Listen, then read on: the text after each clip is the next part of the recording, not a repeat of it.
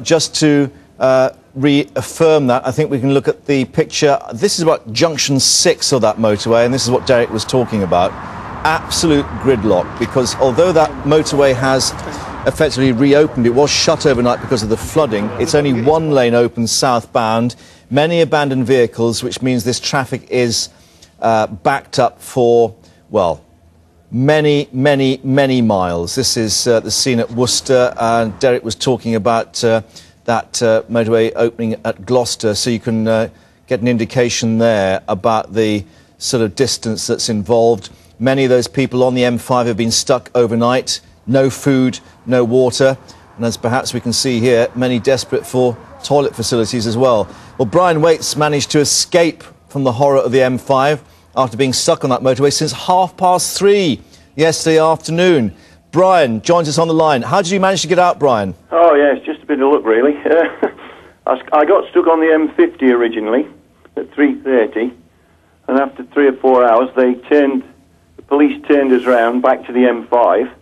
But I live at Malvern, but I couldn't go south on the M5. And I got within 1 mile of the junction 9, and that's when they closed it. So I was stuck there from, say, 8 o'clock at night till 5 o'clock this morning. And what happened overnight? Because other motorists have been saying that there was no help from the police or emergency services in terms of providing information, water, food or anything else. No, none whatsoever. We were just relying on, you know, any local radio station. And all they could feed was information they were given by the police or the highways department.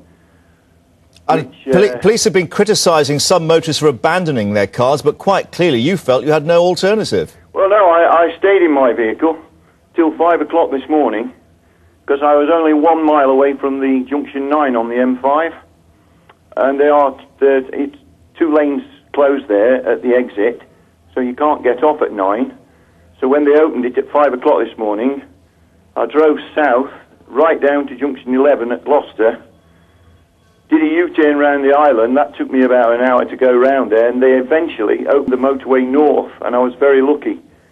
So I got on the northbound back to Worcester and came down, and within 5 miles of where I live, there's another flood. So I parked the car in a pub car park, waded through the flood, and my daughter kindly came and picked me up. So you're now safe and sound? Sorry? You're now safe and sound? I'm safe and sound back in Malvern. But from what you're saying, quite clearly, even though the rain has stopped, the weather conditions are still not very good, there is still widespread flooding in the area. Absolutely. In fact, there's no road south out of Worcester. All the main roads from Worcester, you just cannot get through. So, and quite clearly, in terms of those families who are trying to get away on holiday, young children, some with babies, it's been a horrendous night for them. Horrendous, yes, and you know, I know that there was a local school to me. I've got 2 coachloads of children have been to Drayton Manor Park, and they're still on the motorway now. So I know they're having difficulties getting provisions for them. Police say they have been overwhelmed by the number of people who have needed help, but do you think that the emergency services have done enough for you and others? Well, I don't think they had much choice, really, because the volume of water that has come down is actually quite unbelievable. I've never seen anything in my life like it. They were stretched, and obviously they couldn't get all their people into service because some of their people were stranded at home. Yeah. And this seems to be the story. It's not a failure or a lack of flood defences or housing being built in the wrong area. It's physically the amount of rain. It's just purely volume of water that's come down, and I don't think we've ever seen anything like that. I mean, I've been driving for 45 years, and I've never, ever seen anything like that.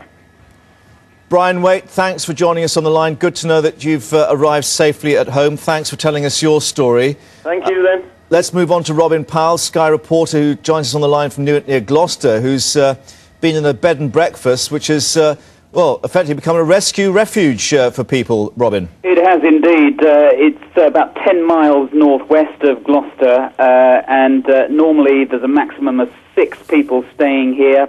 Last night, 16 of us bedded down here on sofas, on the floor and so on. The owners tell me that the phone started ringing at about 5 o'clock late yesterday afternoon and just didn't stop. They gave priority to women on their own, women with children, but many, just as late as sort of 10:30, 11:30 at night, were being turned away because there simply wasn't enough room.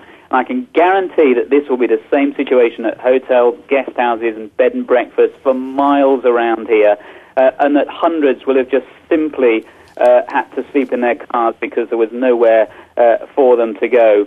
I can't impress on you more, and I think Brian, the viewer we just heard from there, was getting this across as well, just how cut off this area is from the rest of the world. I mean, my own car is abandoned about a mile from here, the other side of a flood, which is waist deep, and whatever you think about 4x4s in a situation like this, 4x4 vehicles are really the only way you have of getting around. In fact, I relied on the generosity of a 4x4 driver to get me to where I stayed last night.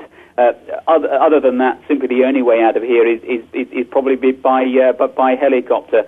Everyone here has their own story to tell.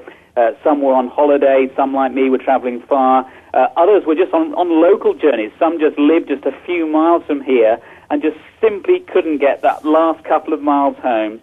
My own journey began in Barry, where I've been covering the flash floods yesterday in South Wales. Got in that same jam as Brian on the M50. Eventually, we had to go back down the hard shoulder, and that was the only way of getting off that motorway. A quite extraordinary situation. Robin at Newton, Gloucestershire, thanks for updating us there. Well, as we look at these pictures of the M5, it's enough to make you want to, well, jet off abroad.